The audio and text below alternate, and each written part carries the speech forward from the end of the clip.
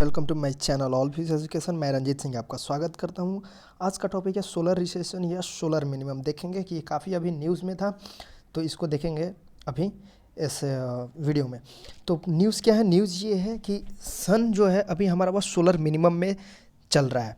इसका मतलब क्या है, ये फेनोमेना का मतलब क्या है और क्या हो रहा है, ये सारी चीज़ें देखेंगे। ये न्यूज़ देख सकते हैं आप, टाइम्स नाउ का न्यूज़ है और भी सारे न्यूज़पेपर ने इसे कवर किया है। ये 2-4 दिन पुराना न्यूज़ है, हालांकि मैं आज इस पर वीडियो बना रहा हूँ, तो फिर भी देखते हैं। काफ़ी इसे अभी तक यूट्यूब में इसे कवरेज नहीं मिली है, इसलिए मैंने सोचा कि आपको बताऊँ इस टॉपिक के बारे में। ठीक है, तो देखते हैं क्या है खबर। तो नासा ने भी ऐसी रिपोर्ट जारी की थी कि जो सन हमारा है अभी वो सोलर मिनिमम में चल रहा है। सोलर मिनिमम में चलने का मतलब क्या है? ठीक है, सबसे पहले ये समझते हैं कि जो सन होता है, सूरज, वो अपना रूप बदलते रहता है, धीरे धीरे धीरे धीरे धीरे धीरे बदलते रहता है। और उसके रूप बदलने की साइकिल जो होती है लगभग 11 साल। वो 11 साल में अपना रूप लगभग बदलता है।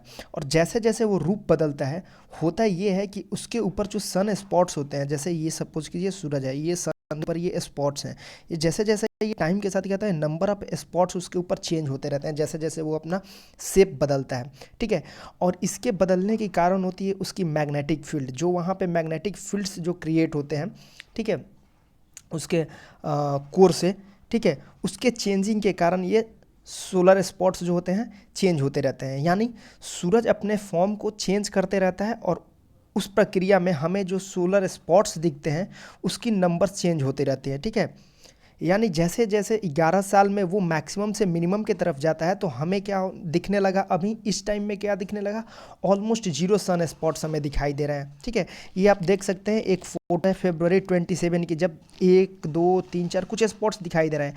और ये March 2017 की फ़ोटो देखिए, कोई स्पॉट नहीं है। ठीक है, तो ऐसे ही हो रहा है। ठीक है, और अभी एट प्रेजेंट मोमेंट लगभग 100 दिनों से ज़्यादा से भी ऐसा चल रहा है कि कोई हमें स्पॉट नहीं दिखाई दे रहा है।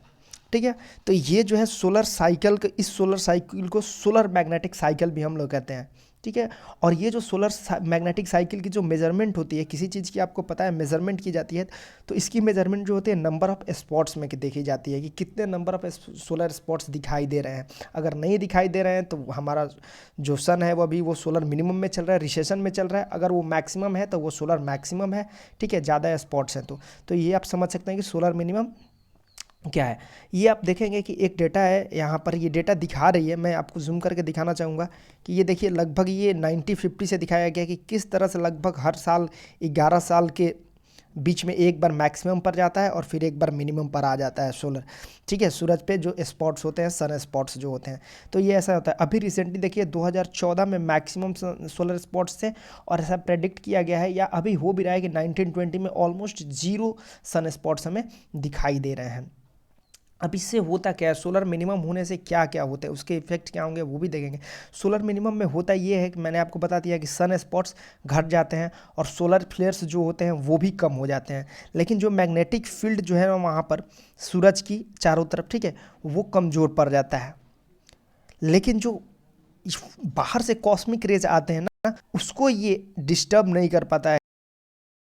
क्या चारों तरफ क्या है, मैग्नेटिक फील्ड है, मैग्नेटिक फील्ड है, और जो भी बाहर से, ठीक है, उसको ये डाइवर्ट कर देता है और सिस्टम में एंट्री नहीं करने देता है, या एंट्री भी करने देता है तो बहुत कम एंट्री करने देता है। ऑब्वियसली एंट्री तो होती है पर काफ़ी सोलर फ्लेयर्स को काफ़ी जो कॉस्मिक रेज आती हैं उनको डाइवर्ट कर देता है। लेकिन अभी चूंकि मैग्नेटिक फील्ड इसका वीक हो चुका है, तो जो कॉस्मिक रेज हैं जो बाहर outside of the solar system आ रहे हैं किसी सुपरनोवा के क्रिएट होने से या उनके डेड होने से, जो बहुत सारे रेज निकलती हैं, वो अभी सोलर सिस्टम में हमारे एंट्री कर सकती हैं। ऐसा है। ठीक है, और देखते हैं ये कैसे अफेक्ट करेगा हम सबको।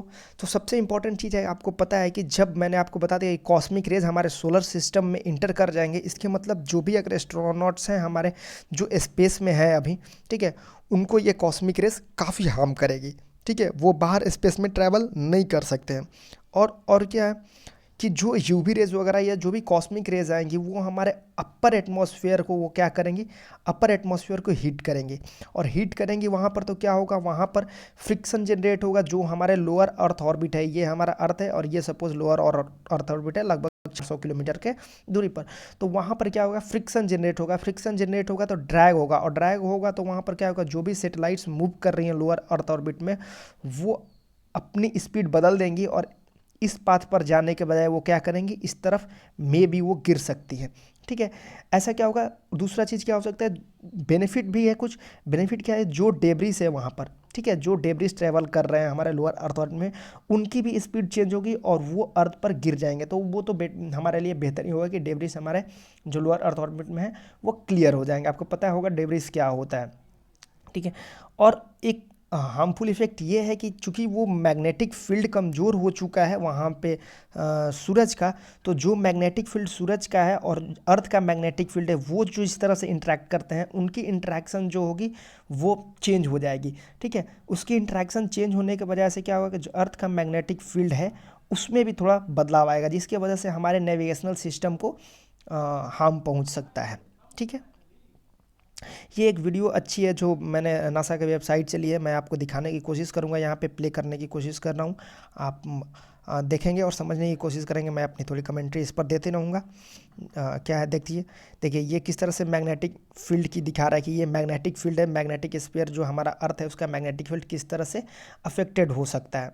ठीक है, अब ये देखिए हमारा दिखा रहा है कि ये जो एरियाज़ हैं अर्थ सरफेस के, ये काफ़ी जो है थ्रेटेंड एरिया है। ठीक है, वो अब ये वीडियो में दिखाया जा रहा है कि किस तरह से हमारा लोअर अर्थ ऑर्बिट के ऊपर जो सैटेलाइट्स वगैरह होते हैं, ठीक है, उनके ऊपर हमारा ड्रैग फोर्स क्रिएट होगा लोअर अर्थ ऑर्बिट में। ये देखिए किस तरह से सैटेलाइट मूव कर रहा है, और फ्रिक्शन के चेंज होने की वजह से, हीटअप होने की वजह से वहाँ पे फ्रिक्शन होगा, फ्रिक्शन की वजह से हमारा ये ड्रैग फोर्स देखिए क्रिएट होगा। ड्रैग फोर्स के वजह से क्या होगा, स्पीड चेंज होगी और वो अपनी ऑर्बिट चेंज करके गिर सकता है। ये देखिए किस तरह से डेब्रिस फॉल कर सकते हैं अर्थ पर, जो कि हमारे लिए बेनिफिशियल हो सकता है। ठीक है, अच्छी चीज़ है, डेब्रिस अगर गिर जाए तो धीरे धीरे, हाँ, वो किसी पॉपुलेटेड एरिया में ना गिरे, ठीक है, वो किसी समंदर में गिरे या कहीं गिरे तो वो हमारे लिए बेहतर है, क्योंकि और ऐसा चाह रहे हैं कि जो लोअर अर्थ ऑर्बिट में डेब्रिस हैं वो क्लियर हो जाए।